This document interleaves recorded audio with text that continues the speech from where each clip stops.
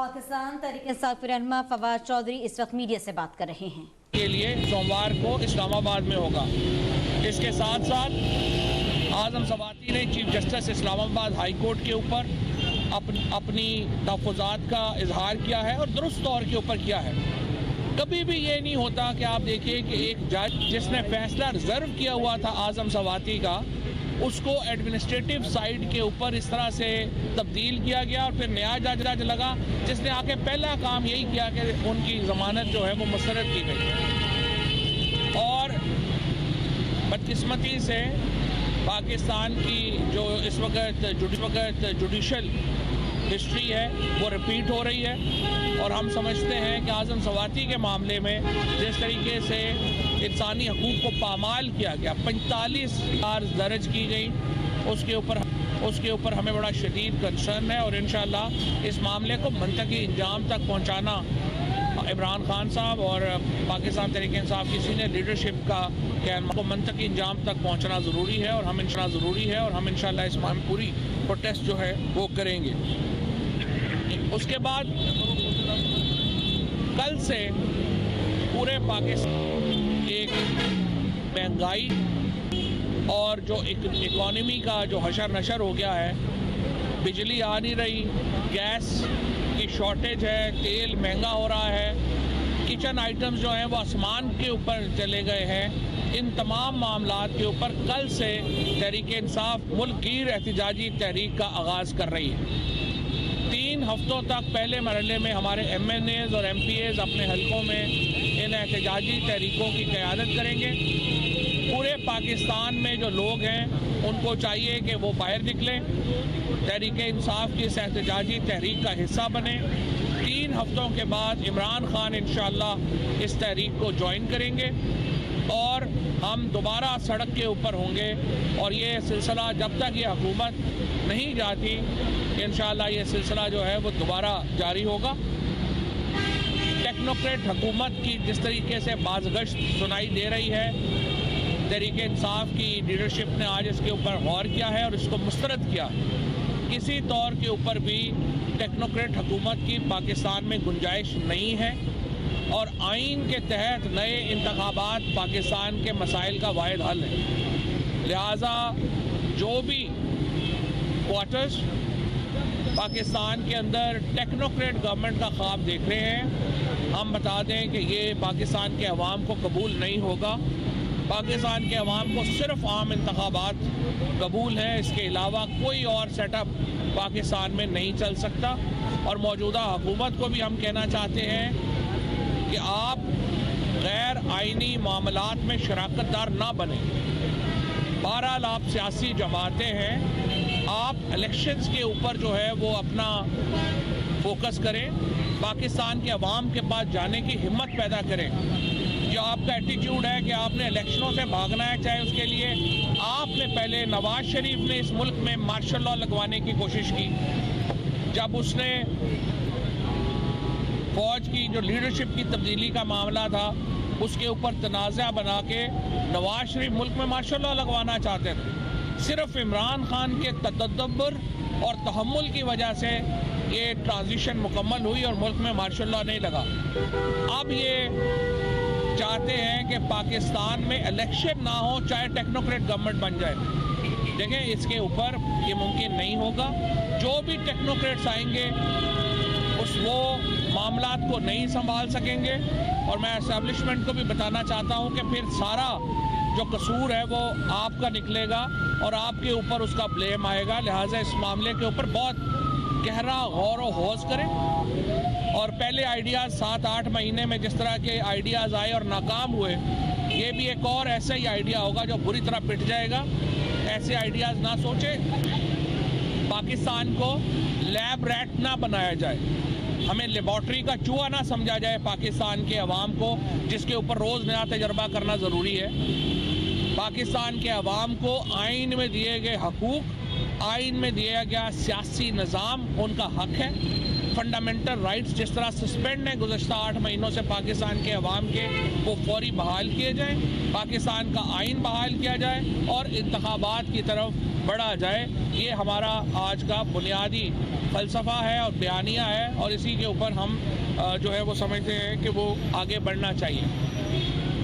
चौथा नुक्ता जिसके ऊपर आज सीनियर लीडरशिप में बात हुई है वो पंजाब में हुकूमत की तब्दीली है। देखिए, हम मेजॉरिटी पार्टी हैं इस वक्त पंजाब में। इस वक्त तहरीक इंसाफ और जो पाकिस्तान मुस्लिम लीग कायदे आज़म है उसके 190 मेंबरान हैं जो कि इस वक्त पंजाब असम्बली में है। ये हुकूमत बनाना, इसको डिज़ोल्व करना, ये हक इस वक्त तहरीक इंसाफ को हासिल है। लिहाजा ये जो भी मामला चल रहा है जिसमें ये कोशिश हो रही है कि पंजाब में हुकूमत तब्दील की जाए, पहले गवर्नर इस साजिश का हिस्सा बने और गवर्नर ने एक गैर आइनी इक़दाम उठाया। अभी गवर्नर को पंजाब असम्बली में हाज़िर होके पेश होके अपने इक़दाम की वजाहत देनी चाहिए।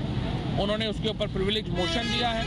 उसी तरीके से जो चीफ सेक्रेटरी है उनको अपनी पोजीशन जो है उसको वाज़ेह करने की ज़रूरत है। और पंजाब में जो हॉर्स ट्रेडिंग का खेल खेला गया, हम अब स्पीकर पंजाब असम्बली को ये कहने जा रहे हैं कि आसफ जरदारी, नासिर अली शाह और शर्जील मेमन के दौरा पंजाब की जो तफसीलात है वो इलेक्शन कमीशन से शेयर की जाए। ये क्या मामला है कि जब भी मंडी लगती है जरदारी साहब बोरियां भर के सिंध से पंजाब में आ बैठते हैं। आपने देखा कि बेनज़ीर भुट्टो शहीद की बरसी के ऊपर जो इन्होंने प्राइवेट जहाज़ बुक किए और उसके अंदर पूरी लीडरशिप पार्टी करती हुई गई, गड़ी खुदा बख्श। इसी तरह का एटीट्यूड इनका पाकिस्तान के लोगों के बारे में है। पाकिस्तान के मोरालिटी तबाह करने में जो जरदारी एंड कंपनी का किरदार है वो किसी से ढका छुपा नहीं।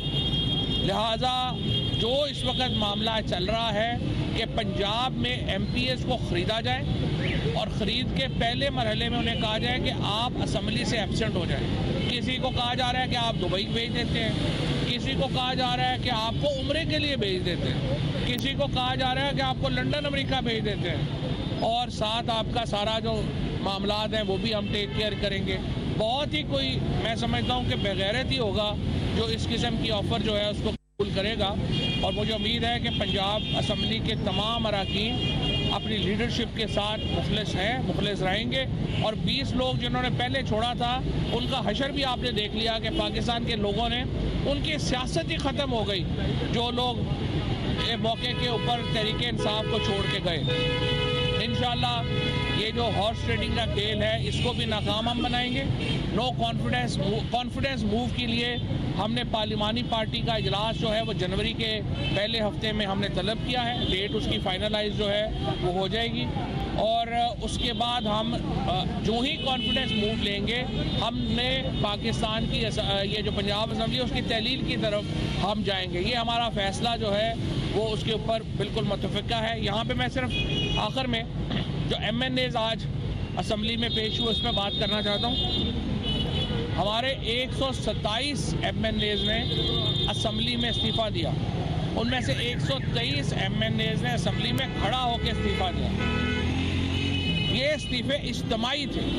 हम इज्तिमाई इस्तीफ़े देना चाहते हैं क्योंकि ये हमने कोई स्पीकर साहब के लिए एंटरटेनमेंट का बंदोबस्त नहीं किया हुआ कि जो स्पीकर साहब जो है किसी काम लग जाएं। मेरा बड़ा एहतराम है राजा परवेज़ अख्तर साहब के लिए, आज उन्होंने गिला भी किया है, लेकिन बात यह है कि स्पीकर के ओहदे के तकाजे आपने वो 11 लोग जिनके इस्तीफ़े आपने मंजूर किए, क्या आपने उनको बुलाया था? आपने उनको नहीं बुलाया था। क्या आपने उनके उन इस्तीफ़ों की तस्दीक के लिए उनसे रब्ता किया था? आपने नहीं किया था। आपने उन 11 लोगों के इस्तीफ़े इसलिए कबूल किए जो बाद में सामने भी आ गया कि वो आप समझते थे कि ये लोग उन सीटों से जीते हैं जहाँ तहरीक इंसाफ कमज़ोर है और आपका ख्याल था आप जीत जाएंगे। आप बुरी तरह हार गए। उसके बाद आपके सामने ये सारे इस्तीफ़े इज्तिमाई सब ने खड़ा होकर, जावेद हाशमी केस वाज़े है, असम्बली में खड़ा होकर कह दिया आपने आपके इस्तीफ़े मान लिए जाए। आज जो आपने अखबारों में जो है अपने मनपसंद मीडिया के ज़रिए कहा कि 4 लोग जो हैं जी वो मुझे ये कह गए हैं, 4 ये 6, आप उनके नाम दें। 3 नाम जो आपने आज ये जो मीडिया में लीक कराए गए, और मैं ये समझता हूँ कि वो उसको चैनल को सू भी करने जा रहे हैं, जिसमें आपने तालिब नकई का नाम लिया, आपने बीबी गुलाम बीबी भरवाना का नाम लिया और आपने लाली साहब का नाम लिया। तीनों वीडियोस बना के उन्होंने जो है वो दी कि हमारे इस्तीफे फौरन कबूल करें। कोई इस वक्त तहरीक इंसाफ का जो MNA है वो तैयार नहीं है इस असम्बली में बैठने के लिए, और जो 20 लोटे इस वक्त असम्बली में बैठे हुए हैं उनकी हैसियत औकात ये रह गई है कि वो अपनी कॉन्स्टिट्यूंसी में निकल नहीं सकते। लिहाजा लोटों की पाकिस्तान में लोटाक्रेसी की सियासत ख़त्म हो चुकी है, और ये जो टिकट के ऊपर इलेक्शन जीत के पार्लियामेंट में आए और अपनी हैसियत बदलेंगे, उनकी हैसियत वही होगी जो उन बाकियों की हुई। लिहाजा हमारे इस्तीफे आपके पास